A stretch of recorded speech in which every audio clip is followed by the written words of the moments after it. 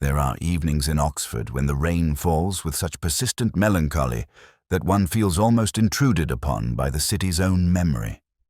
I remember walking beneath the skeletal limbs of the chestnut trees that line the High, each branch weighted with water, and thinking that perhaps the universe was reminding me of its subtle, inescapable impermanence.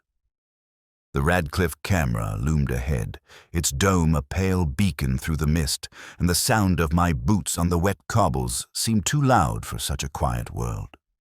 It was the kind of night that lends itself to reflection, to the quiet cataloguing of small details, the kind of night that suggests one should take note of the overlooked, as though the city itself were conspiring to speak in whispers. I had paused outside a bookshop, the amber glow spilling onto the slick pavement, when my eye was caught by the obituary clipped from the Oxford Times and displayed in the window. Dr. Edmund Carow, scholar of medieval literature, found dead in his rooms at Pembroke College. The phrasing was curiously neutral, the words almost deliberately bland, and I thought I caught the faintest tremor of irony in the editor's hand. Accidental, they said.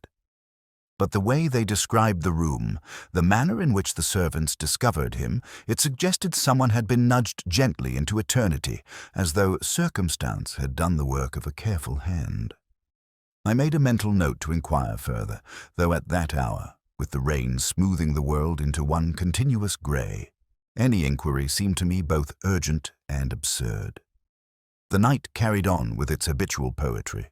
The gas lamps hazing the fog, the bells of St. Mary's tolling in measured intervals.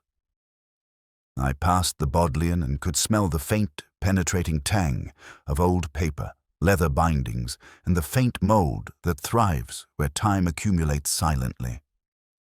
There is a certain consolation in such smells, I reflected, as one recalls the familiar cadence of a once-loved symphony, now half forgotten, half recalled. It was here, in these cloistered scents and half-lit corridors, that I first thought of Carow as a man of subtle obsessions. His scholarship was precise, exacting, and I recalled a line from a letter he had once sent to a colleague, misquoting Rilke almost delicately. One must surrender to the minutiae of life as though they were sacred. How prophetic, I thought, in the damp cold. I stopped briefly at the pub he favoured, though closed now, and gazed through the steamed windows at the empty chairs and darkened bar. There, perhaps, a clue waited for those patient enough to see the gesture of a missing pint glass, the absence of the usual notebook lying open, or the smudge of ink left as though someone had thought better of writing. I'd made a habit of noticing such things in the past, glancing at registers and scribbled notes, and it occurred to me now that a careless observer would dismiss them entirely, while a quiet reader of life might extract meaning. The rain intensified as I continued my walk, running off the slate roofs in rivulets, dripping from the ledges onto the path. Somewhere in the distance, a bicycle bell rang, as though someone wished to punctuate the night with a question. I felt the familiar tug of curiosity, the gentle insistence that knowledge is seldom comfortable, and that the act of seeing a truth is frequently more isolating than comforting. The obituary, the quiet smell of paper, the distant bell, they all seemed part of a pattern I could not yet discern, a lattice of small gestures awaiting patience, observation, and a mind willing to linger at the edge of comprehension. By the time I returned to my office, damp and thoughtful, the world outside had softened into a monochrome reverie. I sat by the window, listening to the rain's muted percussion, and thought again of Carow. There was more here than accident, I sensed, though the details eluded me, fluttering like fragile pages in the wind. The night pressed on, and I wrote down what little I could. The time, the weather, the obscure phrasing of a newspaper obituary, the absence of a glass at the Eagle. Somewhere in such minutiae, I believed, lay the kernel of understanding, waiting patiently for someone with eyes to notice. There is a peculiar comfort in the familiarity of the eagle and child on a rainy evening, when the windows fog like the breath of the city itself. I remember entering that particular night with an uncharacteristic slowness, the smell of polished wood and faintly sour ale settling like a quiet reassurance against the damp I carried from the high.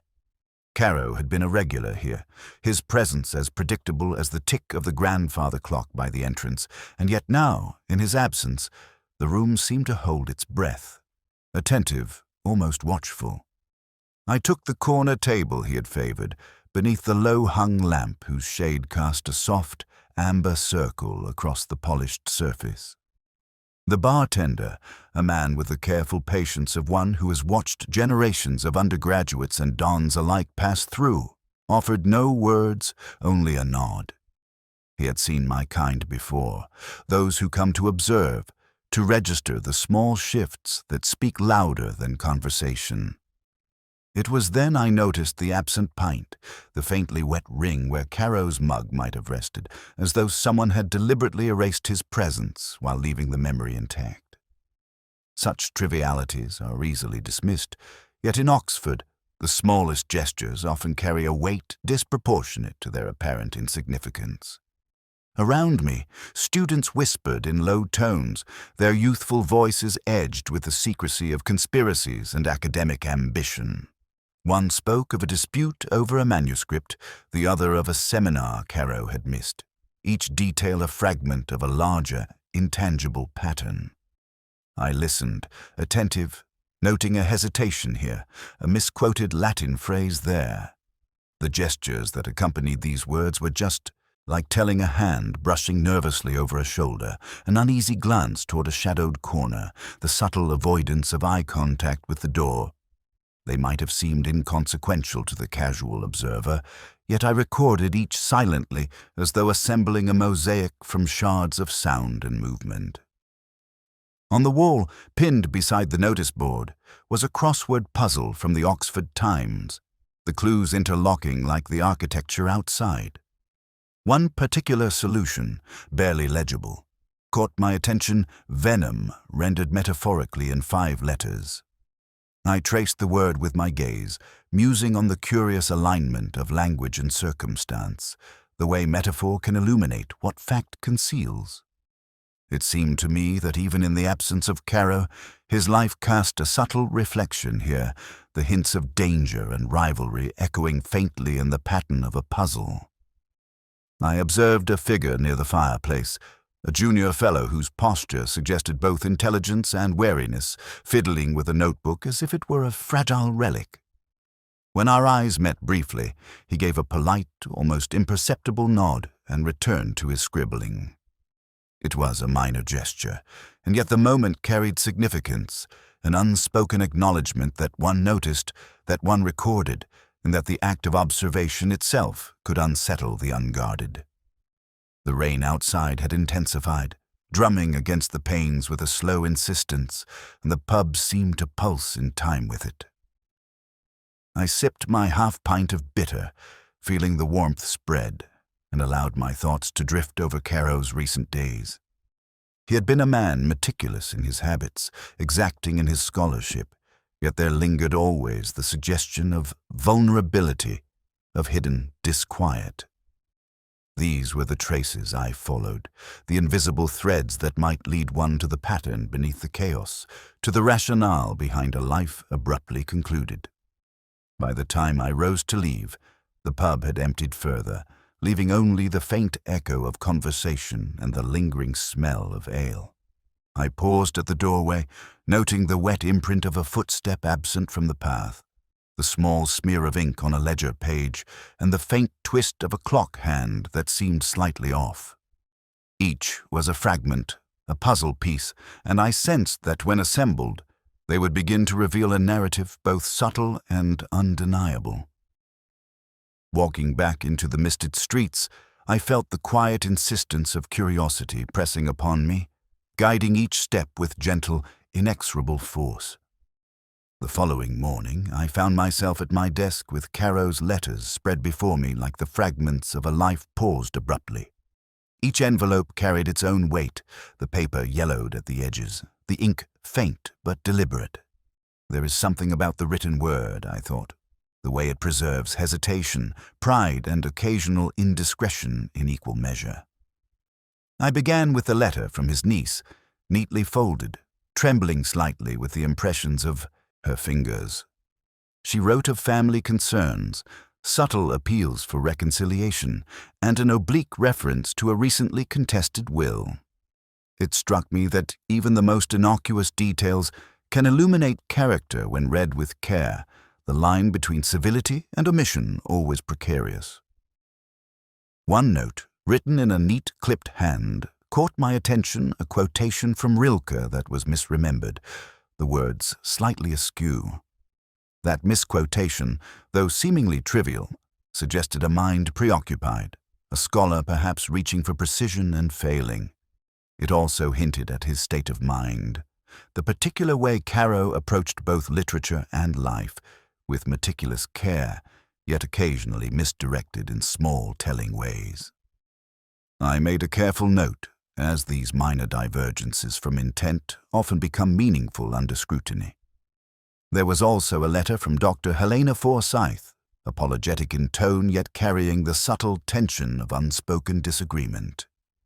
She wrote of a missing page from a medieval manuscript Caro had been examining, a page that might clarify a debated passage in his latest work. The words danced around responsibility, never quite admitting fault, yet the phrasing suggested urgency and unease. I sensed that Forsyth's loyalty was entwined with self-interest, a delicate balance of admiration and ambition that might inform motive. I filed the letter in my mind alongside the hints gleaned from the pub gestures, glances, and now these carefully considered words. A further document, an inquiry from the college bursar, contained financial notations and ambiguous references to debts and privileges. The language was courteous, almost perfunctory, yet I caught the faintest suggestion of exasperation hidden behind the polite phrasing. Numbers, like letters, carry stories if one reads them carefully. Omissions, rearrangements, the very order in which they appear can speak more clearly than the sums themselves. I jotted a mental observation about the order of entries, a small inconsistency that might otherwise escape notice. I returned to the misquoted Rilke, reading it aloud softly, letting the syllables linger.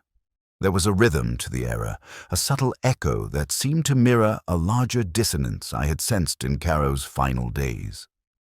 Each correspondence became a layer, an epistolary architecture through which the human elements, ambition, regret, fear were structured almost invisibly.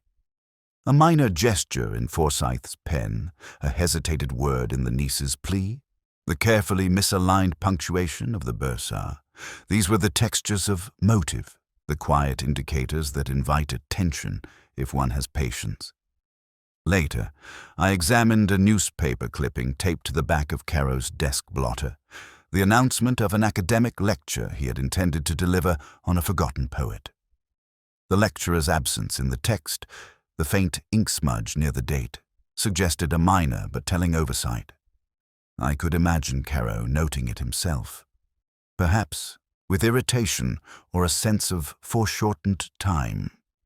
Small errors accumulate into patterns, a misaligned word here, a forgotten address there, and the world begins to hint at a hidden shape, like shadows against the vaulted ceiling of a cloister. By late afternoon, the room had grown still, sunlight filtering dimly through rain-smeared panes. I reflected on the letters collectively. Each offered a voice, each a hesitation, a misstatement, a deliberate omission. The clues were delicate, almost invisible misquoted poets, missing pages, financial nuance, the faint traces of ink where hands had lingered too long.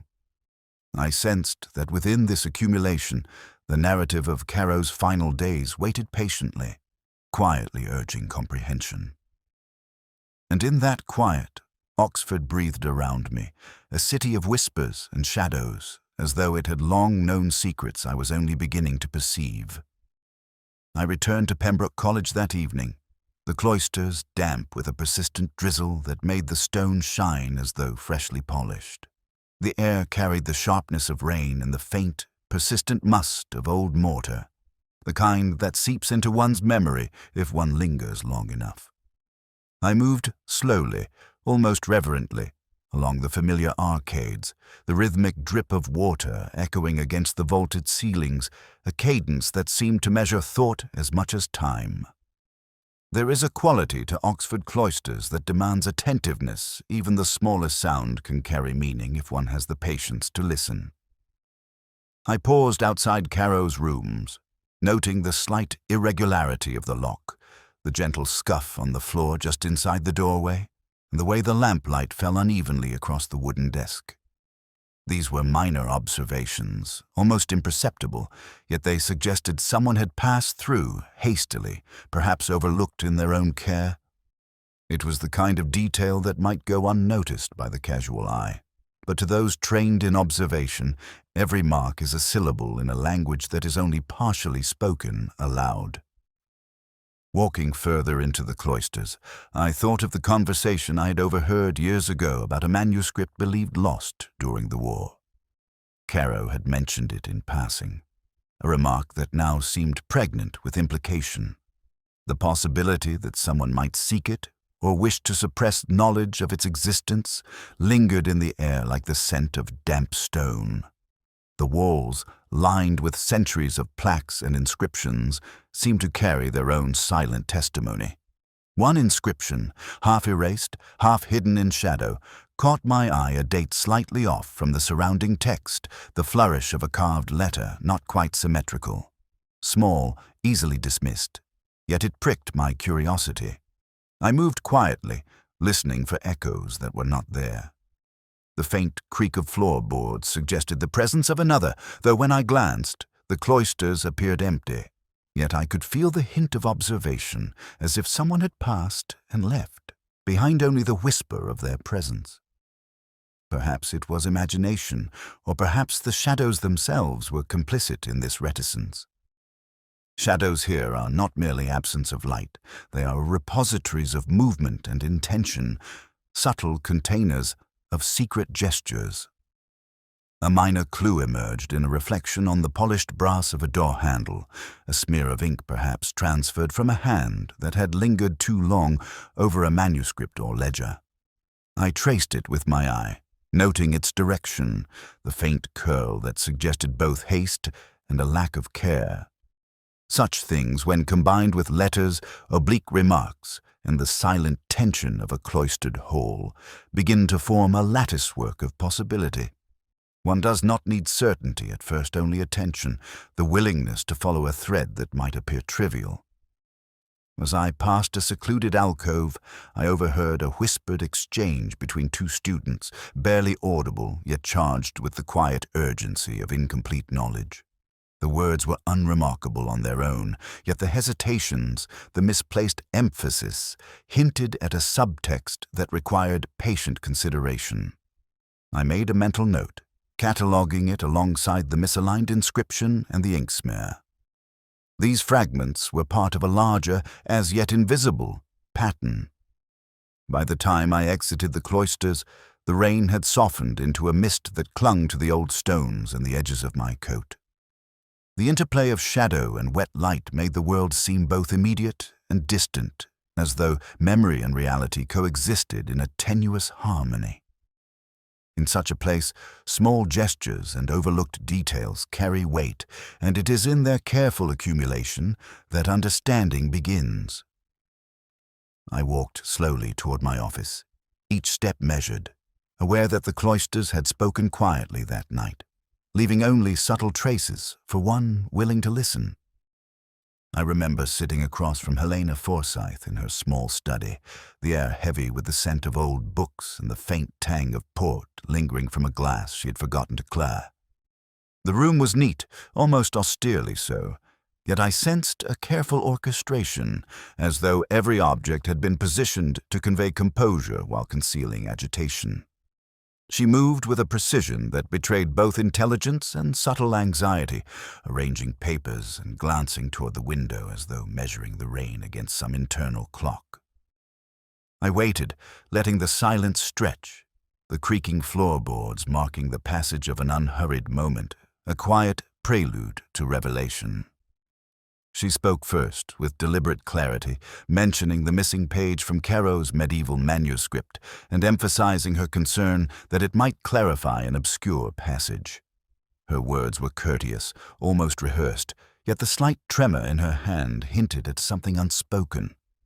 There was a rhythm to her speech, a hesitancy at the end of certain sentences, as though she were testing both me and herself, gauging the subtle reaction that might follow a minor slip. I noted the way her eyes flicked toward a framed photograph of Poirot on the mantel, the way her fingers lingered briefly on the edge of a notebook before retracting. Small gestures, I reminded myself, often speak more vividly than words. Next, I met Dr. Marcus Lucellin in the shadowed corridor of the college, a space that seemed to amplify his presence. He spoke of a lost stanza, a line in a poem Poirot had been studying, almost in passing, yet the emphasis was curiously pronounced. He leaned back against the wall, hands clasped lightly, and smiled with a polite restraint that barely concealed tension. I noticed a faint smudge of ink on his cuff, as if he had brushed against a ledger or manuscript in haste, and a slight crease in the sleeve that suggested nervous fidgeting. These details, minor to an untrained eye, struck me as part of an intricate puzzle. Gestures, hesitation, and the meticulousness of someone accustomed to concealing motive beneath refinement. I returned later to Forsyth's study, reviewing her words against the letters and notes I had examined the day before. Something in the phrasing caught my attention, a repeated, almost imperceptible avoidance of the first person when discussing her recent interactions with Poirot. She said that she had been informed, or that she understood, rather than admitting presence or involvement. It was a subtle attempt at distancing, a linguistic shield, yet it suggested both familiarity and caution. I wrote it down, alongside the small gesture with the photograph and the fleeting tension around the manuscript. These were fragments that might coalesce into a coherent narrative. I also noted the quiet interruptions of ordinary life, the things often overlooked, the way the clock ticked too loudly against the quiet, the curl of a curtain moved by a draught, the distant murmur of a porter closing gates. These sounds framed the interviews, reminding me that human intention often resides not only in speech but in context, in the delicate interplay of presence and absence. In both Forsyth and Llewellyn, I sensed the same careful equilibrium intelligence tempered by caution, curiosity tempered by cautionary fear. As I left the college that evening, the rain had resumed its persistent cadence, pattering against the cobbled walkways with unassuming insistence. I reflected on the interviews, cataloguing gestures, phrasing, and small physical traces. The faint ink smudge, the hesitant glance, the lingering perfume of port. None of these elements confirmed guilt. None offered definitive answers, yet each contributed to the lattice of observation I was constructing. I understood that clarity would come not from hurried judgment, but from patience, the willingness to let subtle cues accumulate, to allow the unseen to reveal itself in time. And so, with the cloisters fading behind me, I walked into the misted streets of Oxford, quietly gathering threads that might, one day, weave a pattern both hidden and unmistakable. The evening air was damp with the residue of rain as I entered the small college dining hall, the amber glow of lamps catching on polished wood and crystal, reflecting the quiet elegance of Oxford's habitual restraint. The room carried a faint scent of aged oak and spiced wine, mingling with the lingering aroma of roast that had not yet fully dissipated. I took my seat at the end of the long table, watching the subtle gestures of the assembled scholars, the deliberate placement of napkins, the careful unfolding of notes, the polite, measured murmurs of conversation. It was the kind of space where the smallest anomaly became a detail of consequence, and where the ordinary cadence of life could conceal profound misalignments. I noticed first the way Dr. Llewellyn's hand lingered over his glass of claret, fingers tracing the rim as if the wine could provide counsel in the same way one might consult a text. Helena Forsyth's eyes, when they met mine, were briefly guarded, though the curve of her lips betrayed amusement or perhaps recognition of the unspoken observation. Subtlety is a form of currency in Oxford, and each gesture, each hesitation, carries a value beyond its apparent meaning. I sipped my own wine slowly, feeling the warmth spread, and allowed my mind to catalogue the nuances that might otherwise drift unnoticed. Conversation, at first casual, drifted toward literature, Latin verse, and minor historical disputes, the kind that could occupy a scholar's afternoon without ever yielding resolution. I listened for the anomalies, the flickers of hesitation that suggest attention diverted toward secrets, and I found one in a misquoted line from Catullus, repeated with apparent carelessness. The misquotation was slight, almost imperceptible. Yet I knew Caro would have corrected it, and the repetition here suggested either oversight or deliberate obfuscation. A small puzzle, yet one that hinted at motive, or at least a consciousness of the unseen observer. The college's latest crossword had been laid on the sideboard, and I cast a glance toward it, noting the clue, venom, metaphorically, in 5 letters. It seemed almost incidental, yet the metaphor struck a resonance with the exchanges at the table. Conversation, gestures, the subtle allocation of attention all carried a shadow of meaning, and this clue, trivial to some, suggested the presence of an undercurrent, both social and intellectual, a hidden rancor beneath polite discourse. I observed a momentary lapse in Llewellyn's composure as he reached for a wine decanter, spilling a few drops that glinted briefly in the lamplight. He did not notice, or did not wish to acknowledge the spill, yet it remained as evidence of a momentary distraction, a crack in the veneer of control that scholars so meticulously cultivate. Forsyth's gaze lingered, though I could not tell whether in concern or calculation. Small, silent, exchanges of attention often carry weight far beyond speech. As the evening progressed, the wine's warmth encouraged reflection, and I allowed myself to consider Caro's recent days in the context of this subtle theatre. There was a pattern emerging, hinted at in misquoted verse, in smudged ink on a ledger, in the careful orchestration of glances and gestures. None of these offered clarity in isolation, yet together they formed a lattice of possible motives, an intellectual puzzle awaiting patient assembly. By the time the dinner concluded, the room had emptied, leaving behind the faint echo of conversation and the lingering aroma of spiced wine. I lingered at the table for a few moments longer, noting the arrangement of glasses, the alignment of chairs, and the faint smears where a hand might have rested too long. In such minutiae, as always, there was meaning. I left the hall slowly, letting the chill of night press against my coat, aware that the pattern was forming, quiet and deliberate, and that comprehension would require both patience and attentiveness, the willingness to read what was not spoken and observe what was almost invisible. It was a grey afternoon, the kind of diffuse light that seeps through leaded windows and softens the edges of the familiar, when I returned to Caro's study with a sense of purpose tempered by patience. The room, lined with bookshelves that had grown heavy with years and dust, smelled faintly of beeswax polish and parchment, a scent that always suggested both permanence and fragility. I moved slowly, methodically, tracing the familiar contours of the furniture, as though the arrangement itself might betray the secrets I sought. My eyes lingered on the desk, the blotter and the carefully stacked manuscripts, noting the subtle displacement of a pile of papers that suggested prior disturbance. It was behind a row of medieval folios, a volume slightly smaller than its neighbours, that I found a manuscript Caro had apparently kept hidden, its binding worn and corners softened by time. I pulled it gently from its shelf, sensing the quiet significance in the weight of the object itself. The pages were fragile, and the ink, though faded, bore annotations in a small, deliberate hand.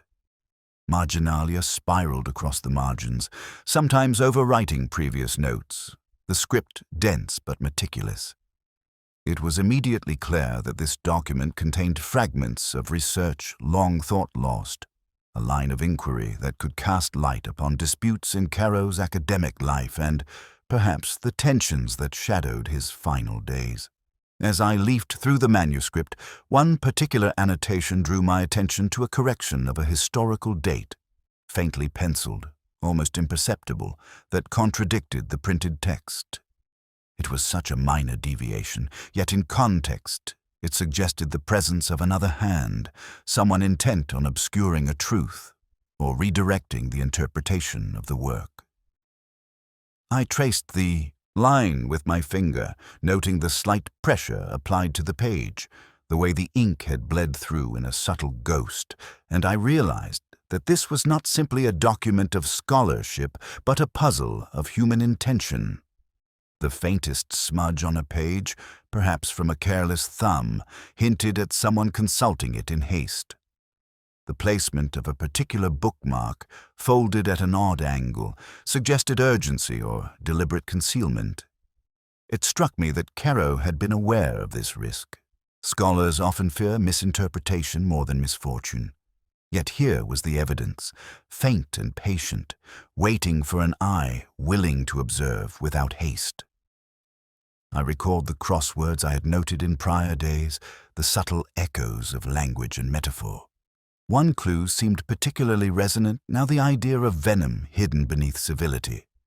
The annotations in this manuscript, the minor corrections, the layering of past and present hands, suggested a parallel, a quiet, intellectual venom, expressed not in physical harm but in the manipulation of truth and reputation. It was the kind of danger that might drive a scholar to obsessive care, to secrecy, and perhaps, ultimately, to peril. I paused, listening to the distant echo of a porter's steps and the faint hum of traffic beyond the college walls. Shadows stretched across the floor, mingling with the misted light from the windows, and I realized that the manuscript was both map and mirror. It reflected Caro's meticulous mind and the hidden currents of ambition, rivalry, and fear that swirled around him. Every minor gesture, from a penciled note to the folding of a page, was an element of a larger narrative, the pattern of which was only now beginning to emerge in fragments. As I replaced the manuscript with care, I sensed the quiet insistence of observation, the almost imperceptible language of the scholar's hand, and the subtle architecture of human intent. There were questions that would remain unanswered for the moment, threads dangling in anticipation of patient reconstruction. Yet in that study, amidst the scent of old paper, the weight of accumulated knowledge, and the quiet press of shadows, I felt the delicate stirrings of understanding, a recognition that the minor details, the smudge, the fold, the penciled correction would guide me toward the truth that waited beyond the margins, patient, concealed, and quietly insistent. I returned to the Eagle and Child that evening with a quiet sense of anticipation, the mist curling along the cobbled street and the faint scent of wet stone pressing against my coat. The pub was nearly empty, as it often is at this hour, the low hum of conversation reduced to murmurs and the soft scrape of chairs being shifted against the polished floor. I seated myself in a familiar corner, beneath the dim glow of the lamp that cast long shadows across the table, and allowed my gaze to drift toward the notice board where the crossword from the Oxford Times had been pinned. One clue in particular caught my attention once more, the metaphorical venom in 5 letters.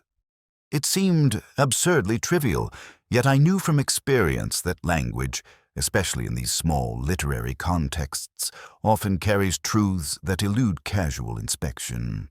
As I sipped my bitter, I observed the patrons with the quiet attention of one attuned to nuance. There, near the fireplace, Forsyth leaned slightly forward, her fingers brushing the edge of a notebook, the gesture both deliberate and absent-minded. Llewellyn, seated opposite, tapped the rim of his glass in a rhythm that was almost imperceptible but suggestive of impatience, or perhaps calculation. These small motions, the subtleties of comportment, the fleeting glance exchanged between two people who both knew more than they admitted, began to form a lattice of intent, delicate and intricate, like the inked marginalia of Caro's hidden manuscript. I allowed my mind to wander across the weeks of observation, the letters, the smudges, the penciled corrections, the faint misquotations of poets, and now the crossword clue, and slowly a pattern emerged. Forsyth's phrasing, always careful, now seemed almost too careful. Her avoidance of personal pronouns, her subtle deflections, indicated awareness of a truth she preferred to conceal. The metaphorical venom of the crossword was not incidental. It mirrored the concealed animosities, the quiet rivalries, the carefully nurtured resentments of the college world, where words could wound as precisely as any blade. A minor detail flickered in my memory, the way Forsyth had paused over a particular entry in the crossword, tracing a letter with the tip of her finger. It was a gesture so slight that it might have gone unnoticed, yet it spoke of recognition, acknowledgement, perhaps even complicity. Small, almost imperceptible gestures often carry more significance than speech, and I found myself reconsidering her role in Caro's final days. Llewellyn's distracted tapping, the faint ink smudge on his cuff, the crease in his sleeve, all coalesced into a tapestry of human intention, subtle and deliberate. I leaned back in my chair, listening to the rain begin again against the windows, the soft echo mingling with the quiet murmurs of conversation and the distant clatter of a serving tray. The weight of observation pressed upon me, the recognition that understanding often comes in fragments, glimpses, reflections, and the slow accumulation of inconspicuous truths. Confession does not always arrive in words. It can appear as hesitation, a misaligned glance, a tracing of a clue long since forgotten. By the time I left, the pub had emptied further, leaving only the lingering scent of ale and the quiet insistence of the rain. I walked slowly into the misted streets, replaying the evening in my mind, the crossword, the gestures, the fleeting acknowledgments of guilt or knowledge. None of it was explicit, none of it complete, yet the threads were unmistakable, intertwining across the weeks, across letters, manuscripts, and unspoken tensions. In that delicate lattice of observation, I felt the edge of understanding, the sense that the confessions I sought would not come in grand declarations, but in the quiet, patient language of subtlety and shadow. I returned to Pembroke College late that afternoon, the rain having softened into a persistent mist that clung to the edges of stone and leaded glass. The cloisters were deserted, the echo of my boots on wet cobbles sounding unnaturally loud in the muted air. I moved with deliberate slowness, allowing my attention to sweep across the familiar details, the subtle tilt of a lamppost, the faint smudge of ink on a ledger left near Caro's rooms, the precise way a page had been folded back in one of the manuscripts I'd examined days before. It was a minor detail, easily dismissed by any casual observer, yet it carried a significance that had only begun to flicker in my mind. I paused before the study, the door closed, and considered the small variations in the floorboards here, scratching their markers of movement, weight, hesitation. One particular mark, half erased, half concealed beneath the rug, seemed to trace the path of someone who had lingered, uncertain, perhaps aware that the sequence of actions mattered more than the destination. The smallest physical trace often illuminates motive more clearly than words, I reflected, and I crouched to examine it with a practiced eye. The curve of a scuff, the angle of a displaced tile, suggested not only presence but intent. Inside, the manuscripts were stacked with apparent care, yet the order had been subtly altered. A single folio lay reversed, its marginalia upside down, almost imperceptibly so.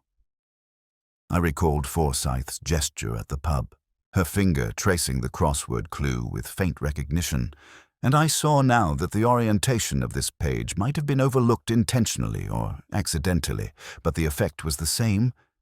a misdirection, a pause that forced the observer to reconsider sequence and significance.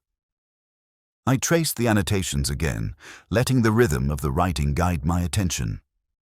One correction, applied with a hand that trembled slightly, suggested anxiety, perhaps the weight of knowledge withheld. There was a faint smell of port lingering in the corners of the room, subtle enough to suggest prior presence without confirming identity. I noted it alongside the minor inconsistencies in pen pressure and the smudged initials in the ledger. Each of these seemingly trivial elements began to coalesce in my mind, a lattice of human intention that, when read carefully, suggested both opportunity and motive. The pattern was fragile, easily disturbed, yet unmistakable to an eye willing to linger. I reflected on the metaphorical venom in the crossword, the careful gestures at the dinner, the hesitation in Forsyth's phrasing, the smudge on Llewellyn's cuff. Each had seemed minor, almost incidental, until considered together in light of the manuscript and the subtle rearrangements in Caro's study.